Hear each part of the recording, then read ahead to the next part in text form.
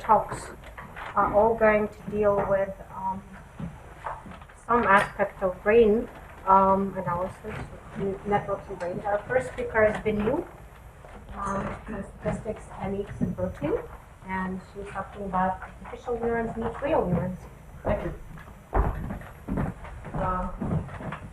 So this is a work with my student Risa, Yuanshi, Adam, and also long-term collaborator Jack Galan. So the data comes from Jack's lab. So these are the people. Grateful for them.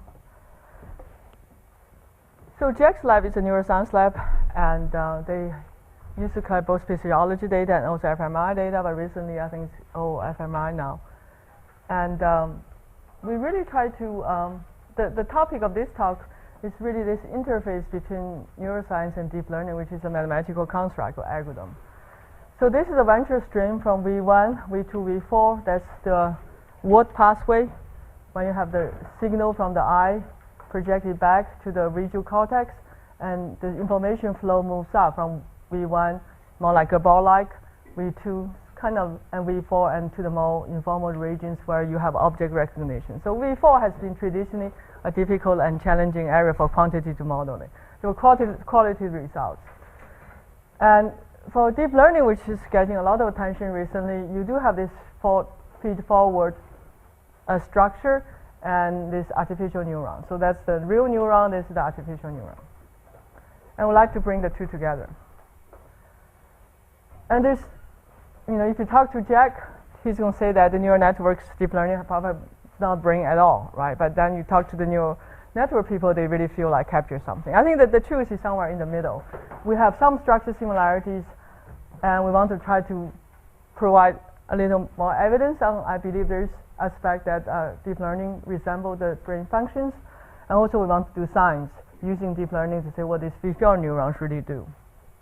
And as I said, V4 has been a very challenging area.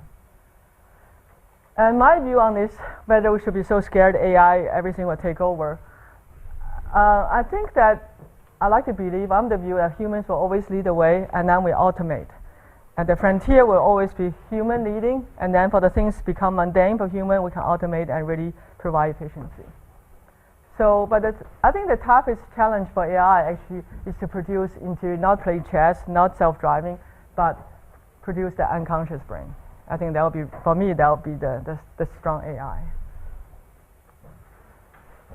So the talk will be twofold. One, as I said, can we use as a mathematical model as deep learning to do prediction? So I care about both prediction and also interpretability. But for me, prediction is the first order as a way like you feed the data and then I interpret. And I will take advantage of something I have been advocating is the unification many work in the literature called stability principle, is that we want to only interpret things that are stable across kind of arbitrary choices by humans. Which deep learning network are you going to use? Are you going to use Ridge? You're going to use lasso. Things like that shouldn't decide what's the science. And this is people call system biology, system neuroscience. There's a recent paper at PNS from DiCarlo's group from MIT saying that explaining the neuron encoding in these higher ventral areas where V4 is, thus remains a fundamental open question in system neuroscience. So there are quite a few related works. Actually, our own work has been in writing for 3 years. Actually, last time I visited London was almost 3 years ago. I talked about this. So we made our own kind of deep learning network. I used very limited data and did, at the time, still state-of-the-art prediction performance. And DiCarlo's group from MIT has been something very much in parallel development, related at high level, but they use I'll call non-natural images, semi-natural images. So they impose these objects on top of some natural background. So you have to think about what are the input for training, and what are the and they don't do as much interpretation yet. So the data was collected actually many years ago, 6 years ago, or 7 years now, is from 71 V4 neurons in a weak macaque, it's a small primate, collected by Jack Galan's lab, and the stimuli are natural images cropped by these circles. So Jack, when I started working with him in 2004, he was very much advocating use natural stimuli to stimulate the brain. Now I think it's very accepted. A lot of people use that. So we had already that work, use our own self-made two-layer network to do prediction. And 2 years ago, I was at JSM in a session that Joshua Banjo spoke after me. And we look at each other like he was basically doing deep learning, I was doing my own way of deep learning. So that's why I started paying attention to deep learning. And we still try to do some word writing things stuff. And we said, well, people talk about deep learning, let's just use the AlexNet. So AlexNet is trained on 50 million images with humanly labeled images with over 1,000 categories. So a lot of this talk about artificial intelligence, just data would, change everything. Yes, it's come data, but data had a lot of outsourced human intelligence. These 50 million images were labeled by humans.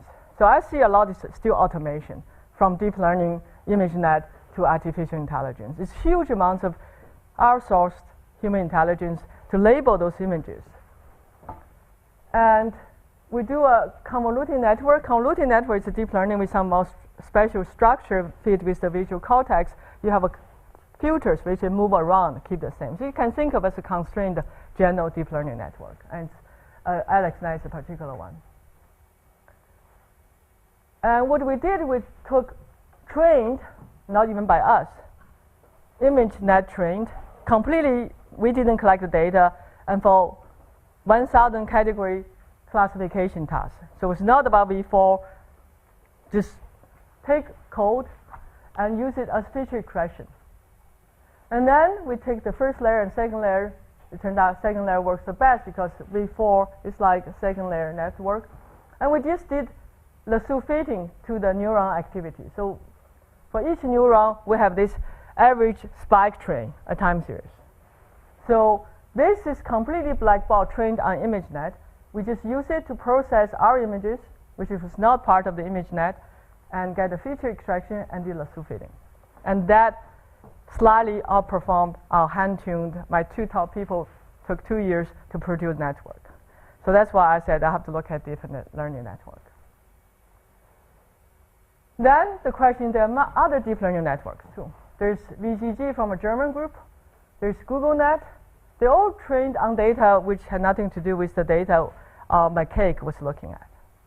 And we also want stability across this deep learning. We don't want to end up with a different theory, depends on which deep learning we use. Then for the fitting, we use lasso, JXLab like ridge. So for the last stage, you can also do ridge, and they look at the top high ridge coefficient. You don't want to have different signs called lasso signs versus ridge signs, right? So you at least you have 6 methods. You can have more. So we want to seek stability. So I just made it out last night. I was reading something on p-hacking. So I thought this is called model hacking. You try multiple models until you see something you like. So if you don't like the word, I can change. Just made out last night because I was reading on p-hacking. So at least we want to make sure whatever we interpret should be stable across these different methods. And that's something I've been, at least since 5 years ago, have been advocating our called stability principle. So in that kind of overview paper, I tried to advocate it as a minimum requirement for reproducibility. You change your method a little bit, you change your data a little bit, you shouldn't have different interval models. And that will be very disconcerting. I hope it's easy to see or agree that we shouldn't do that. And of course, this is just a unification and synthesis of much work in the literatures. You can interpret central limit theorem as from Lindenberg's as swapping trick, and many limit theorems have been used use this swapping trick, and from machine learning, model selection, lasso, clustering, causal inference, and recently also from machine learning. So this is just a name I try to put and synthesize and have something people can talk about. So no way I said I invented this, but try to help push this forward. So to make it a little bit with a name, you can define things more clearly. So we have to define a perturbation. For exchangeable data, easily you just do bootstrap or you do cross-validation type of perturbation, all fine. But also for two models, like robust statistics is really about you want robustness relative to the model when you have a different distribution function. And also there are many, many I call decisions made by humans. We should be also stable to that. We all know that when we do analysis. We said do this, do that. For another talk for genomics, we did a lot of such stability. All the decisions we made, try to make it stable. And you have to define stability measure. In some sense, stability is really uncertainty, but somebody pointed out to me it's more positive than uncertainty, just a name. And people understand when you see stability, people even not trained statistics have a sense based on the name, what you tried after. But you have to define related to a metric. For prediction, for model selection, for estimation, they're different things. So it's good to specify the metric. So for us, just perturbation is actually these different models you can easily use. And stability measures prediction and also visualization. This is a neuroscience project, so it's easy to talk. I hope we can develop something for other people to look when you use deep learning for general methods. People start using deep learning already in genomics, but it's more like a black box. And among the best prediction performing models, then we interpret the stable features. So that's kind of the program. Prediction is a way for me to check reality. It fits. And then I recognize there's so many different ways of doing the modeling. I only look at them things that is consistent across these different kind of arbitrary choices. So this is from a particular net, which is AlexNet, and for particular, this is the average prediction accuracy. So for this game, we use prediction correlation because in neuroscience, it's not possible to predict the magnitude of the signal. So you just get more the trend and up and down. So the first layer is more like a Gabor-like model. It's a V1. And that's our benchmark. And then this is pooling, and then you have different layers. And you can see that this is over 71 neurons. Each one you feed through the same model, but the last one is adjusted to the particular neuron using lasso. Basically, the second layer and the rest give you same. So you can see the other layer don't really help. With second layer, that's enough. So we took this layer and as the kind of the good matching. Also from biology, you feel like the model we devised before this deep learning became very hot was actually second layer too. We did 2 stages of sparse coding. And this is one particular neuron, pretty good neuron. The measured neuron signal average spike average rate is the black. And the benchmark, basically a V1 model, is Gabor-like, cannot quite capture the up and downs and the AlexNet. That's what got us say that we have to look at deep learning. This is completely trained except the last stage, very simple method adapted to the neuron. And we now impose the 2 other deep learning networks used as a feature detection. And they're pretty consistent. Here is somehow couldn't catch this spike and miss this spike. But they give very consistent correlation. So that's a good thing. You don't want the 3 different deep learning networks and not giving 3 different interpretations. And this is just a different way of now over the 71 neurons. Our 2-layer sparse coding, that was quite a bit of work. My best postdoc, my best student at the time. But we have we have a few thousand images, right? So it's much smaller input and not as complex. We didn't fit as many parameters with a lot of qualitative knowledge was put in, and that's why we could fit such a model, 2-layer model with such a small data set. And definitely you can see there was a lift. So the 2-layer model from deep learning definitely beats the Gabor and give quite similar to our model. This is a model still being written, this paper. Tiny bit lift, but we thought we'd do better because we tuned to the problem, everything. So what it says to us is that this deep learning network actually similar for all 3 deep learning networks. They capture something maybe a bit like brain. It's something very beginning processing in a very adaptive manner because of huge data. And you have the VGG from the German group and the GoogleNet, you get basically more or less the same thing. So that was a good thing, that's stable.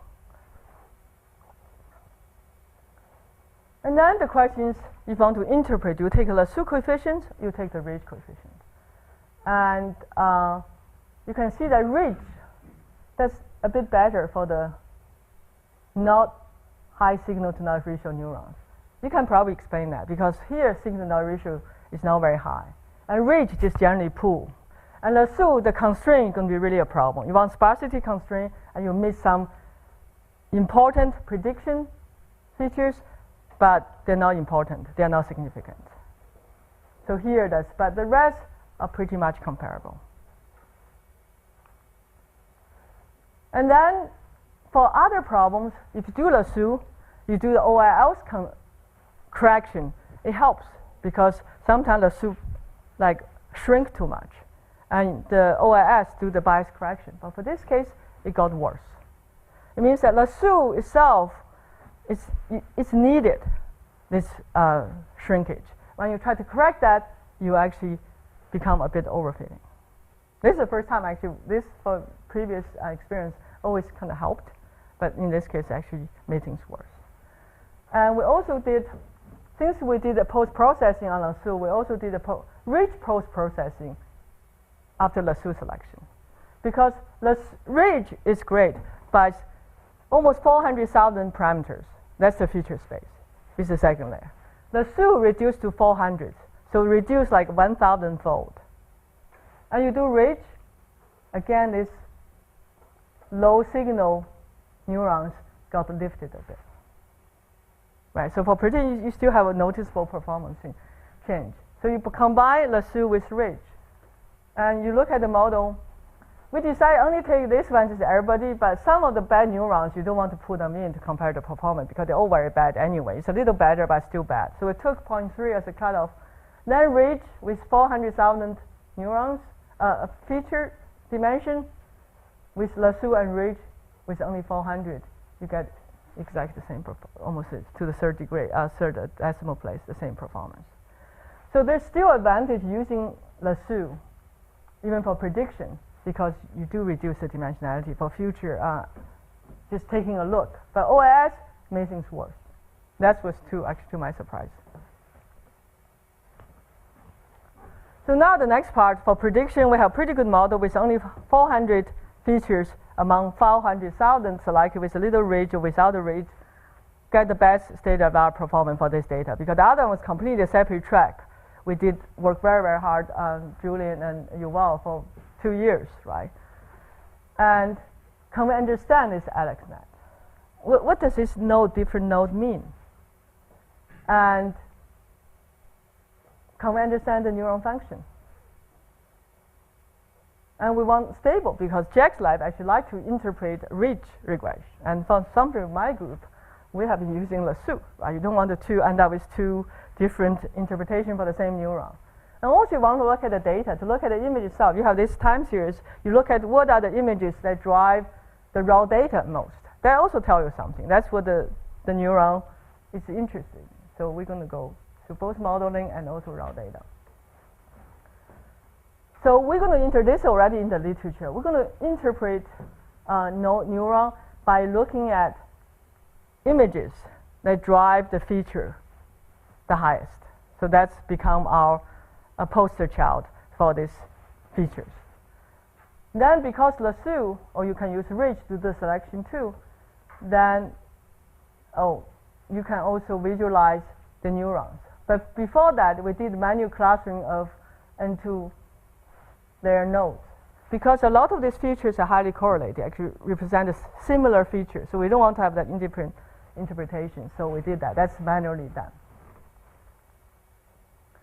So you look at one node selected by lasso, then this is the top. This is one node, this is another node, this is another node. They all kind of care about the horizontal structure. Okay, so this is that there are many neurons, many artificial neurons in the deep learning network, the second layer, kind of code the same information, which we also know neurons not just do one thing. Many neurons do the same task. One part of it is knocked out, you still survive and do pretty well. And you also have this type of nodes. So there's a lot more of these nodes. That's why I chose 3. Just like care about this curvature, and this is just seem to be just bars.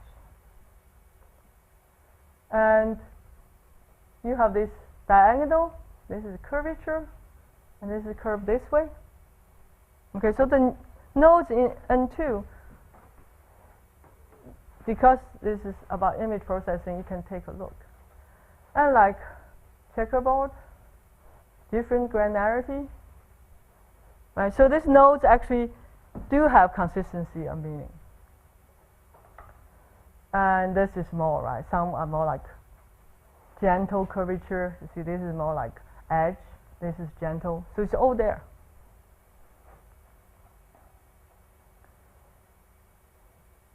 Then we can also visualize the neurons,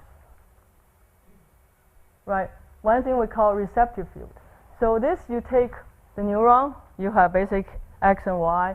You look at the X, which images, put each signal there, and to look for the position that the output is the highest. That's usually people do shine light on the screen to see which neuron, whether the neuron fire. So this gives you a spatial region, saying this neuron is kind of V4. That's why I have pretty relatively big receptive field. Care about this region. And you see that the top selected nodes seems all kind of, not so much this one, have this kind of structure. And now we come to resolve the tension between ridge and lasso interpretation. So this is all the ridge coefficient. This is from positive to negative. And you blow this up. So we colored, if you see this color, this is the color for lasso coefficient size. So we matched them and plotted the magnitude on top of each other. So you can see that the top ones, they don't give the same coefficients because ridge will pull in a lot of the highly correlated one.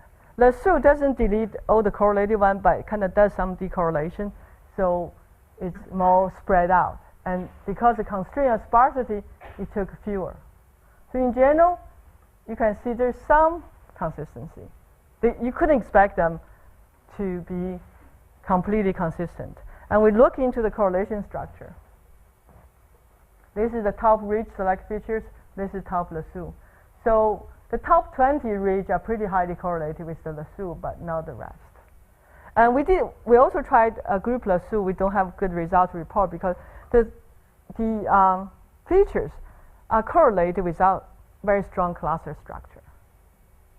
So you couldn't just say, let's just do a super coefficient or something.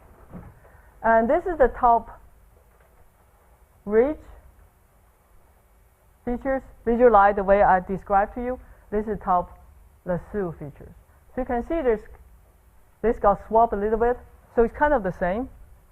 And this is the same, and these two are a little bit different. So this is kind of interesting because you don't see anything like that here. Could be noise, but overall, there's consistency judged by human.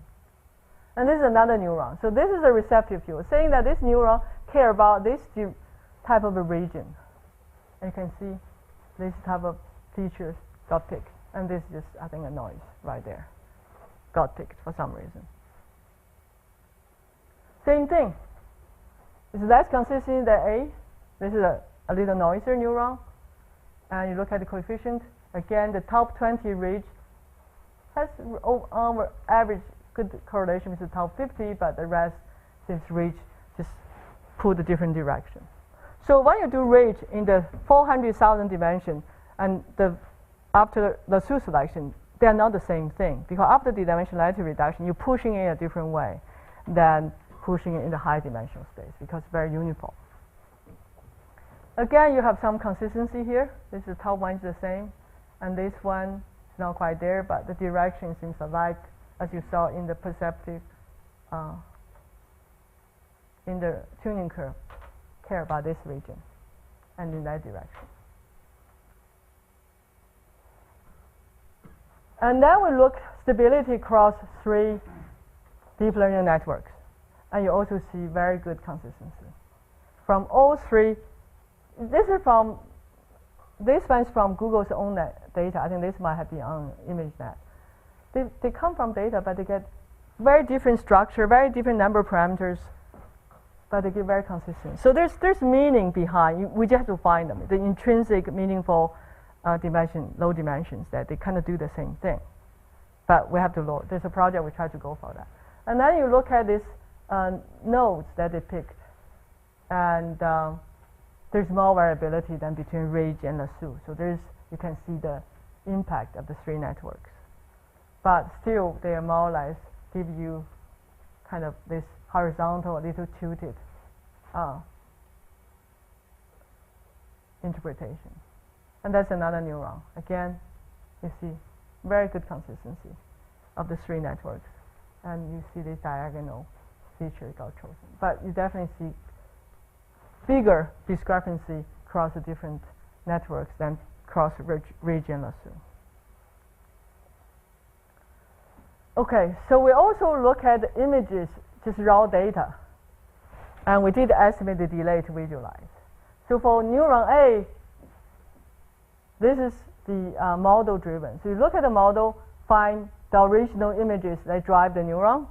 Model, that's the images you pick. Remember the tuning curve of a region of A is like horizontal? And this is from our earlier model before we went into deep learning. So you see the horizontal structure, but they're not quite the same. So you see that this detail, these models are different. And this is based on data.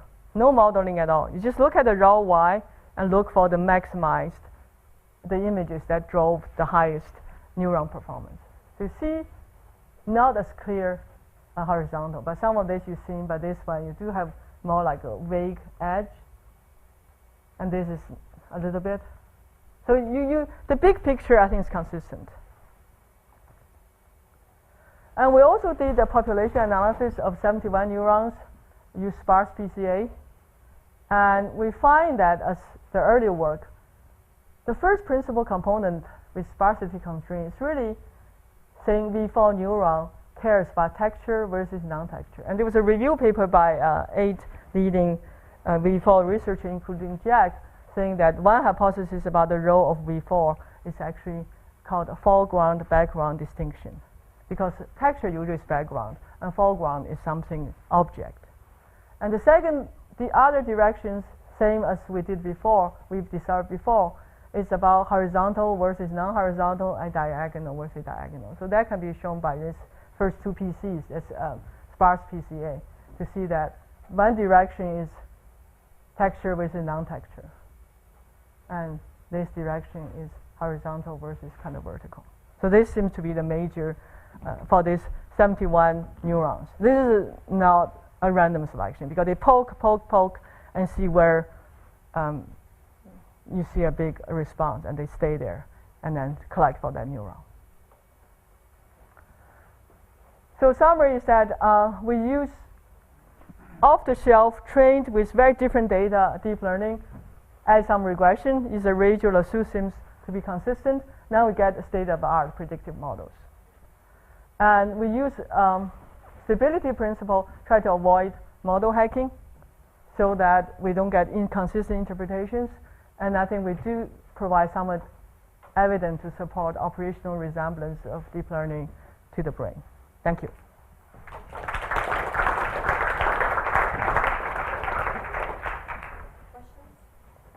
Yes. So there is this popular method of learning about the function of a neuron. This is the deep dream, where you we try that neuron, and then you do this backpropagation, and you create these virtual images. For a longer talk, I actually have that. I'll be happy to show you. We tried that for our model too, but our neuroscience collaborators so far haven't warmed up to that. So I have an earlier talk. I have that. I can show it to you, and it's interesting, but it's hard to know what it says about the brain because you're really working on the mathematical surface now. A lot of the places, you go to places where you don't have data. It's interesting, but it's, I think I liked it a lot because it's fun, but now I feel like if you want to write a paper, it's hard to defend. So I removed it. But I'll be happy to show you, yeah. Other questions? Thank you.